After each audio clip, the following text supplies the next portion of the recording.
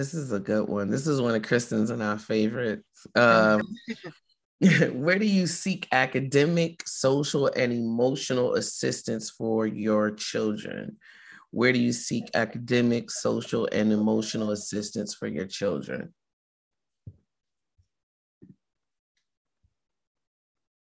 I think right off the bat, often what pops in the head is, the education system, the school system.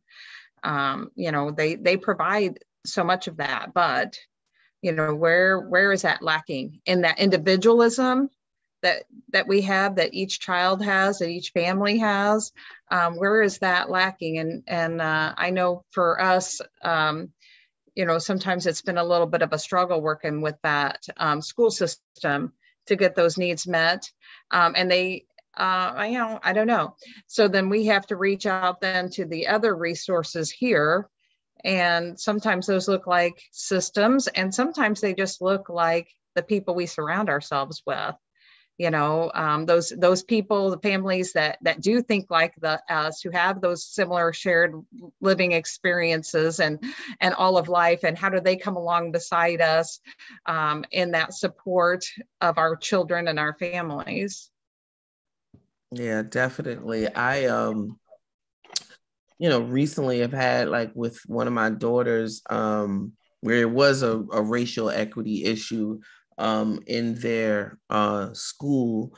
And the administration was just not supportive. They gave a lot of lip service. They weren't holding people accountable. It was very, very frustrating, to the point that they're going to a different school in the fall. But I saw the damage that was happening to my daughters. And I had to like regroup for that emotional, because it was some race pieces mixed in there. There was some patriarchy, misogyny mixed in there. So it was just like layered. And the teachers who committed this offense weren't held accountable. My daughter has still not received an apology to this day, and school is over. And so I look at that, and to your point, Robin, it was my village, my tribe, that helped kind of surround the situation, and was the other conversations that my daughter were hearing in order to like rebuild, not that her confidence was broken, but just any of that damage of feeling like, why? Because it was something that a 15, now 16-year-old teenagers should never have to think about those things, especially in the context of school. And like you're saying, Kristin, our kids, we give our kids over to the school system for like 8 hours a day. That's a lot of time. And so having other parents, having other people, other role models for my daughters to be able to talk to besides myself, I think was really helpful in having them navigate that. Robin also said, they have been there before, and I listened to their stories in reference to having other parents. Leela said other families, and my parents, yes. Leticia, I hope I pronounced that correctly, said my kids see a play therapist for emotional support. Our church helps both with academic skills and social skills, which is various community programs. Definitely. Yeah. Faith-based organizations are so overlooked. I did some previous work, and I think, even systems haven't caught up yet with the power of partnering with faith-based systems, faith-based organizations, because they think you're going to proselytize. And most very good faith-based systems, faith-based organizations, they're not going to do that. They're doing the work because it's a part of their call to faith.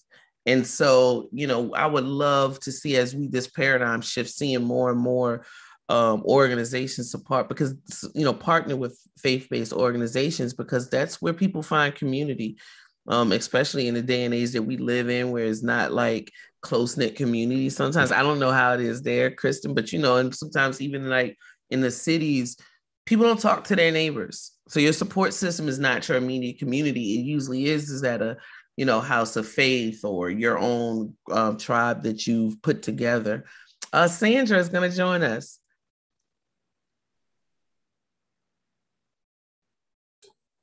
Hi, everyone. Good morning. Just want to say real quick, I know I love the faith-based being in the ministry. I live, and you heard a lot about, I'm just going to say South Central Los Angeles, where it's really rough.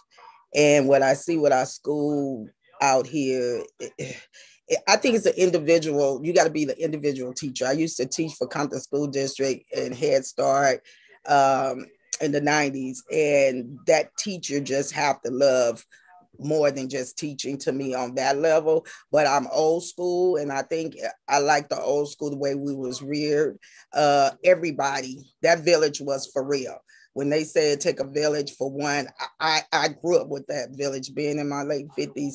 And I think what I see out here, that's the biggest lack. And I'm going to start, I work as a parent partner now. And one of the parents that I work with, which her foster child's having a lot of issues at school, I don't want to prolong it. I be in these CFT meetings with 14 to 15 people for one child, and we leave with nothing. Nothing. When the behavior is just so much out of control. I don't know if they can help. I don't know what the answer could be. In one sense, I do. And then being in ministry, the faith-based is really important. But the family, so I told this foster mom, get in your community. Go to your neighborhoods. Unite parents back together. These are our children, not just behavior, academic, social, because if I got a lot of other things happening in my life, I don't care about getting an A on a report card when my mom is gone or my dad is gone, my hope is gone. What is an A to me, or what is a B? So like I said, it's a lot. So I work in a gang community. I do volunteering for 15 years. I try to do it all, plus the ministry. And we are in, I only see South Central, but it's everywhere. But we are in need. And I don't want to prolong because I can go on and on. This is my topic, but it's bad. It's a really bad situation out here. I'm serious. Yeah, I know. I totally understand. Sandra, do you work with a nonprofit or have a nonprofit specifically in Los Angeles? I work for Experiment, which is wraparound, but I also been working in nonprofits, well, on my own with gang intervention teams, with the police department, the gang ex-gang members. So I started my own nonprofit with parenting. So I'm doing a lot. I even did a Be Strong training a couple of years ago. I worked one and called Planting Seeds.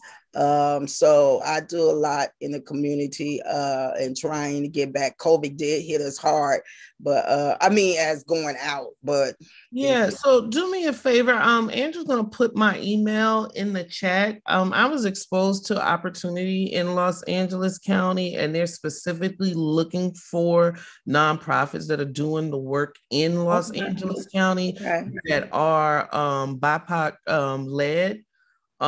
So shoot me your email and I'm gonna connect you. There's some leftover money from COVID that they're funneling back into the communities in the Los Angeles County. So I just want to connect you with that. That may, help to see. Yeah. So just shoot me your email, and thank you for all your work and everything that you do. Oh, thank you. I'm gonna take a picture of your email. Well, I see it on the chat, so then I'll email you. Perfect. And I'll get that information to you. Okay. Thanks for joining us in the conversation. Dana said, when we first adopted then a 6-year-old boy, I thought I knew it all. Then once his trauma response of his early childhood was more than we could handle emotionally, we found a adopted parents therapy group, which shared the kids being together in one room and the parents were in the other room. It took the fear and concern over doing something wrong to realize a better way to get along. He's 35 now and thriving. You have to keep searching to find your similar families and needs. Yes. Oh, that was such an excellent and inspiring story, right? Because that goes to our original point, right? Sometimes the professionals, you are not the experts. It's other parents learning from other parents that creates the safety and the expertise and the skills that you need. Robin says, thank you for adding that. I was underwater for my kids' needs. Something had to take a back seat. Leela, I'm messing your name up, I'm sorry, other families, therapists and parent educators. And then Pam gave a heart to all of what we've been saying. So I like all those very intentional groups of people that are out there. And that was bringing to mind our foster parent group.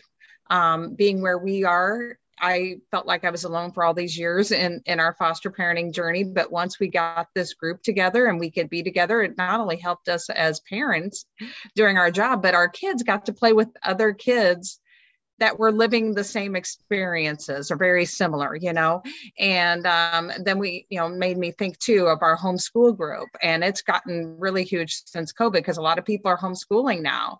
And so we can get together with them and support each other and what it feels like to do the homeschool. So, there's a lot of those little niche groups in neighborhoods and communities, and we just have to seek out those. And when, I have been a part of building some of those myself because they weren't out there.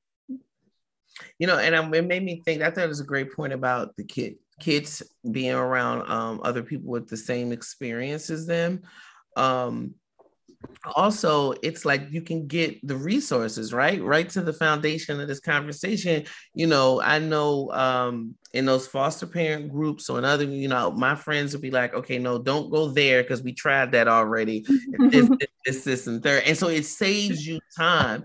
So I think going back to that paradigm shift, right? We do what we do as people who help the community and et cetera. But when you get parents together, which is the tenet of Be Strong's core values, magic happens. And the magic that happens is people being able to mutually share and grow. And that's something that can't be duplicated in that old paradigm, which is why having parents and community members involved in the process is so important. Dana, BSF is another type of network, which we know works. Hey, we're doing our best every day. Robin said, it's the reason I love hosting parent cafes, so much usable information from other parents. Definitely. It's my and Robin's dream. Like, I would love to see parent cafes used on the parent engagement community spectrum all across this country. I think it'll get us closer to that paradigm shift if people would use cafes in the beginning of programs, the middle of programs, after programs, to keep people together in that process of creating community. Because, to your point, Kristin, we have become so disconnected in this country and we don't have that same type of community that we used to. I use the phrase cafe magic. I must have pulled it out of your, from your, because I've never thought about it like that. So just now, but it is the cafe magic, definitely.